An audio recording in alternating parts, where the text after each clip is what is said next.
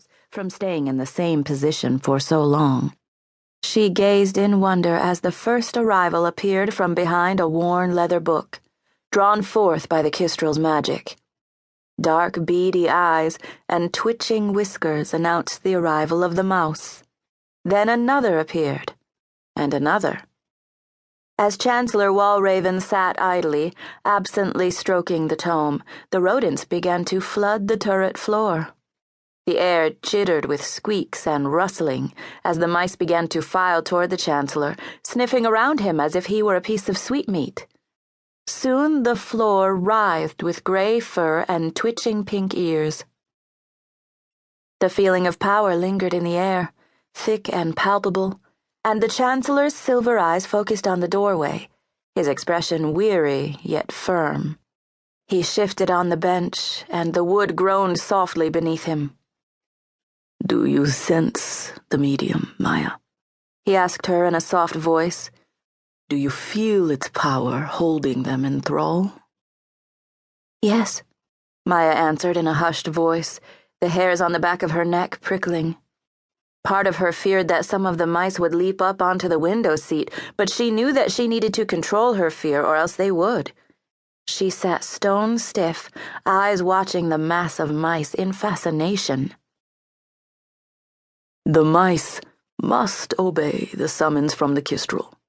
They cannot help themselves. They are drawn to it. They cannot think right now. All they can do is feel.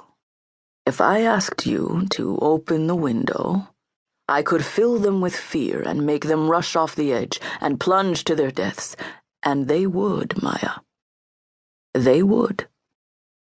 "Kara Cook would thank you for it," Maia said, a twinkle in her eye. She shuddered with revulsion at the teeming mass that only continued to grow. A few rats began to appear, their whiskers even longer, their front teeth like saws. The feeling in the chamber began to ebb as if it were water draining from a tub. As the medium dispersed, the spell broke. The mice and rats scrambled with chaos and fled the turret down the steps, cascading over each other like pond waves. Maia started when several tried to leap onto her lap, but she shooed them back into the avalanche.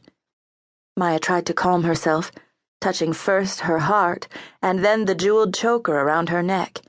She gulped down huge breaths of air, waiting for her nerves to calm. "To use the medium, one must be able to control their thoughts and emotions," the Chancellor said. He shook his head. "You are not ready yet, Maia." A pang of disappointment stabbed her, and she tried not to grimace. "Not yet?" He scratched his cropped whiskers, making a scratching sound. "You are still young, Maia. Years of turbulent emotions lay ahead of you.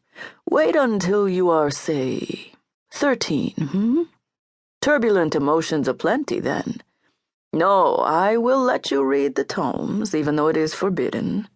But I cannot trust you with a Kestrel until you are much older. The old Dachti Mandar failed because they used the Kestrel's power unwisely. The Maston tomes have taught us the proper way to use the medium, and we must ensure that Kestrels are only wielded by those who will not abuse them, whether intentionally or not. You, my dear, are not yet ready." Maia sighed deeply. She wanted a Kestrel. She wanted to prove she could be trusted with one. Many Maston families could still use Leerings to invoke the medium, but for reasons no one understood, Mastons had grown weaker with the medium over the centuries. The only way to channel real power through the medium was by using a Kestrel, and Kestrels were only used by the Dachti Mandar. Still, Maia was not ungrateful for her rare position and her treasured secret. None of the girls of the 7 realms were allowed to learn the secret art of reading and engraving. That was a privilege only allowed to boys and men. Because of something done in the past, something related to the scourge that had destroyed so many people, women were not trusted to learn how to use the medium by reading ancient tomes.